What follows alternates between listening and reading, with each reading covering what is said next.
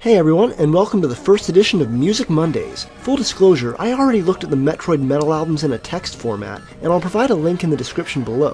What you're about to hear is mostly an audio version of that article, because I know some people prefer to listen to things like this rather than read it.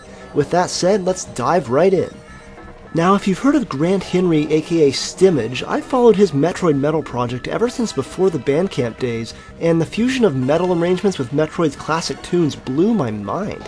Back then, I would have never guessed that we'd eventually get ourselves a platform like Bandcamp and others, where a musician like Stimage could release his work in a more concrete platform than just ephemeral QuickTime embeds and downloads. What a time to be alive. I even have physical versions to show you guys.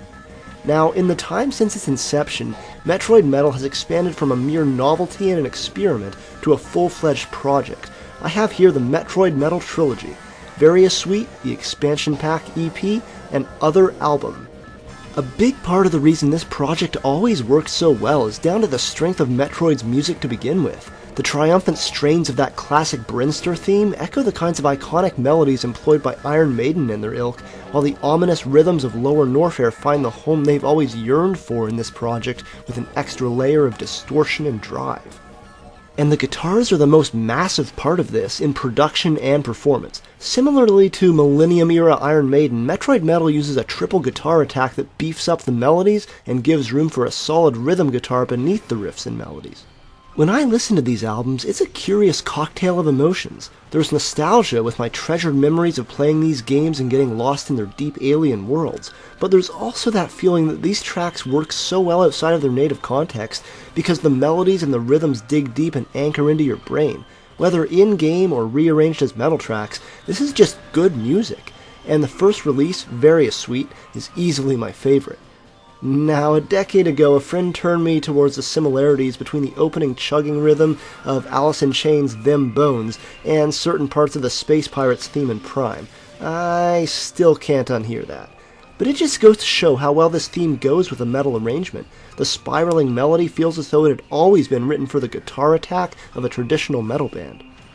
You'd think there would only be so much that could be done with something as small as the Item Room theme, but the band makes lemonade with the lemons they're given, arranging the simplistic melody above a chugging section whose stop-start guitars and cymbal clashes wouldn't be out of place on a metalcore album before the second half drops the breakdown and brings the whole band in on the main melody.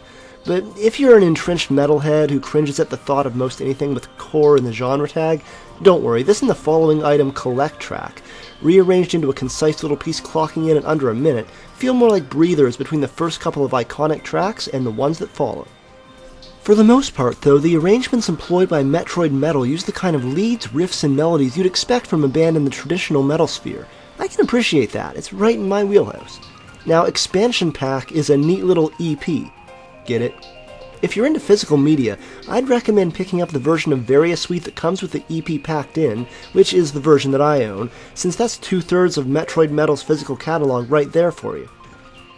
While Various Suite, I would argue, has the lion's share of the series' most outstanding tracks, there's some great cuts on EP.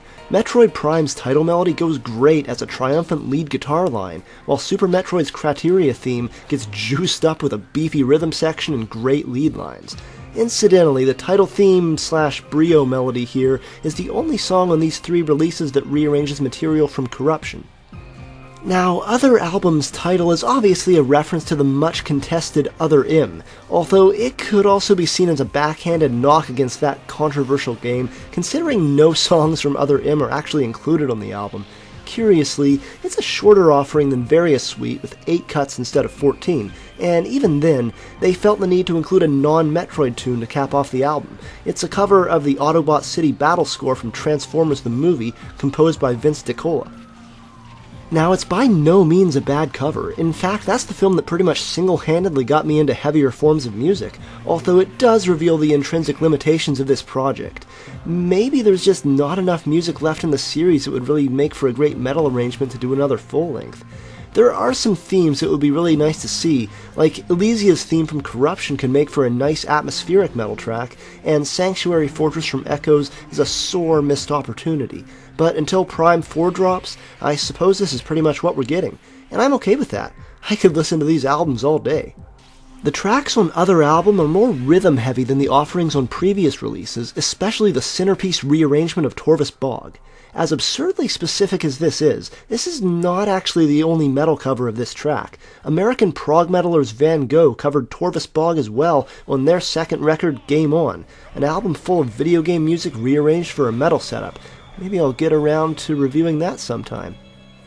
If you were to directly compare the two, Van Gogh's is probably the more atmospheric and faithful interpretation, conveying the murk and gloom of Torvus just the same as the original version, while the Metroid Metal version takes more liberties.